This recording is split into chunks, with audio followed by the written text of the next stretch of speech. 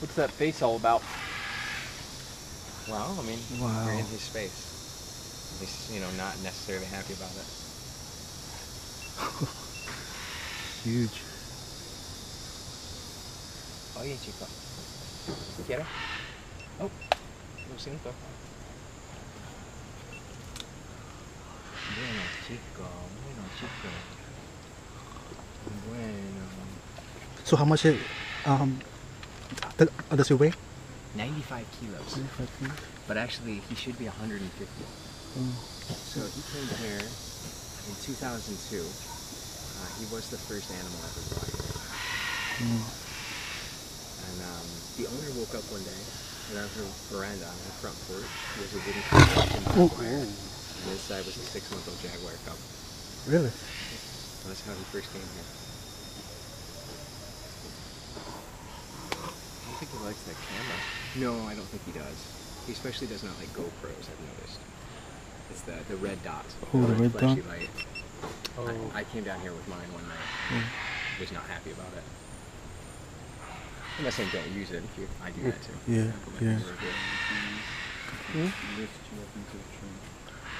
You know, and also we're kind of in his territory. So obviously he is the most expensive animal for us to feed. He came here, like I said, 13 years ago, and he has to eat red meats. In the wild, he hunts something like a sahina, which in English we say peccary, or a tapir, or caiman, you know, large animals. Yeah. And he can eat chicken and fish, but he can't survive on it. He needs the vitamins that you find in red meats. So obviously, you know, he's the most expensive. We get all of our meat imported from Yerimaguas. It's not really grown here in Iquitos. He eats about 9 pounds or 4 kilos per day. But you see that skin, that loose skin in his belly? Yeah. So that is for, actually in the wild, he would kill, say, a tapir, and he'd drag it up a tree and eat it at his leisure, which is all of it. You know, he'd eat probably maybe 20, 30 kilos of meat in one go. And that skin allows his stomach to expand to take in that kill. And then he'd rest for maybe a day or two and get up and go back around his home range. And they live solitarily. Males only come together with females to mate, and that's it. So it's not cruel that he's alone. Although he hasn't had any, so to speak, action in 13 years, so it's probably probably got some stress to relieve. I'm assuming, is that where they feed him?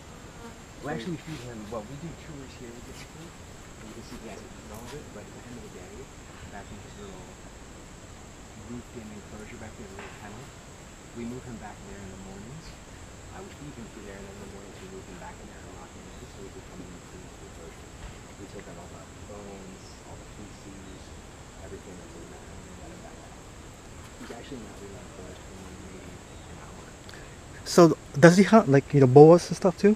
Boas and big snakes? I don't think particularly, but I bet you if he was very hungry for Yeah. yes, he would probably eat it. Yeah. So that's part of a bulk of his diet, you know. Yeah. So they pant like dogs? They do pant, they don't sweat. And also pacing, to be fair, is kind of a sign of boredom. Oh, is it? Yeah, he's got a 52 square It meter would suck to be get killed in that one. Huh? It would suck to be killed in that one. Yeah. You see how fast that thing moves? Quite a difference. So it's boredom and probably a little anxiety. Probably a little bit. He doesn't necessarily like people. Yeah. I mean, this is the low season for tourism, so he's more apt to come over. Typically during tourist season, he stays all the way back in the far enclosure and lays in the plants and kind of waits until everybody leaves and he comes out. Sad. Very. Kind of a So sad he used to be He used to be a pet. No, what would have happened is someone would have shot the mother and taken the pelts. And here they don't eat jaguar. They just cut the skins. They take the skins and stuff.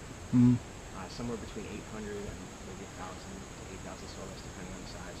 So not, for us, not a lot of money. I think Peruvian makes about 25 to 30 here every day. That's, you know, a big chunk of money.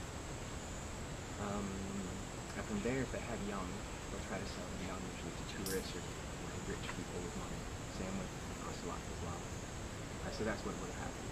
The mother would have been killed, they would have taken him, and then at 6 months you think he's probably almost hairy size at 6 months. He's getting to that point where he can hurt you. So they literally just drop him off the dome. Bring him like animals. So how long did they live? 25 to 30 years. Oh, okay. So the hunters that killed the mom dropped him here. More or less. They probably would have tried to sell him. And then we don't know. We didn't see the last. Oh, really? Yeah, he's in natural sea drops. In what? A box? Wooden crate. Interesting. And actually, he's the reason this place started. They were going to do an animal rescue, but here in Peru, there's a decent chance that if the government, found out about him, they would confiscate him and sell him to them. To be fair, all governments are corrupt, but Peru is, well, South America. You made that sound like it's a danger now. The government finding out about it. No, he's registered with the government. Alright guys, this is the end of the video. This center is called the Pilpintuasi Butterfly Farm. It's a rescue center near Iquitos. It's in the Peruvian Amazon. I'm gonna post a photo on where this is located, especially on Google Maps, and you should see it right now.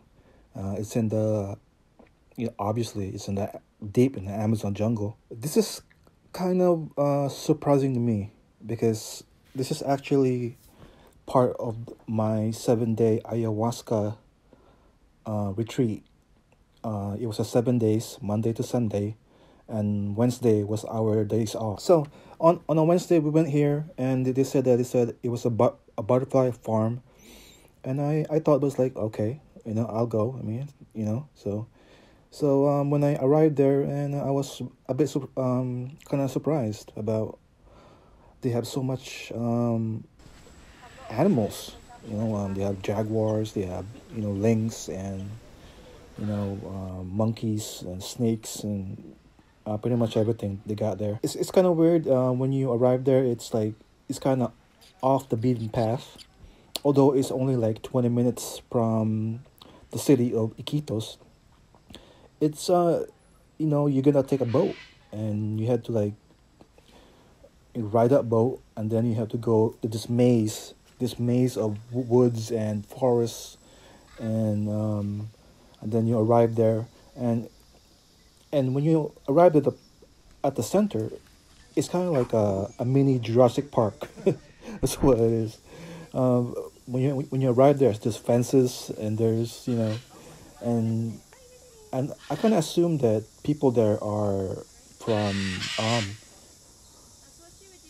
Peruvians that actually run the place, but it's not. It's basically, from other countries, people there. You see like, white people there. I was like, oh, okay, there's like white people here. So, yeah, so they're basically, volunteers. These guys are, which is they did a pretty good job actually taking care of the center. And for the price of this center, I'm not sure, because this was filmed in 2016. Yeah, this is a long time ago, and I just put up this video in 2021, and I'm actually using the GoPro Hero, I don't know, 4 or 5. That Jaguar did not like the red dot of the GoPro, and it kind of lunges at us with really quick, and we kind of knew that we didn't stand a chance. If that fence wasn't there, we wouldn't stand a chance. Our reactions was a little bit too late, seconds too late. And it was kind of sad about the Jaguar. As you can hear, the guy was saying about his mother was killed by poachers because of the skin. I guess he was dropped somewhere from a house at a doorstep with a basket, basically. And I guess the poachers got him and didn't kill him. But this thing happens in Amazon. They're always killing animals, and so that's about it. This is actually my first audio recording for over the video, and I'm gonna post more on this center, and it should be on the end cards, and there should be a playlist, and so I'm also gonna post on the ayahuasca center called Kapitari Center, ayahuasca. If you guys interested on that, it should be on my other videos. Just check on my channel. So all right guys. Okay, so see you guys later. Bye.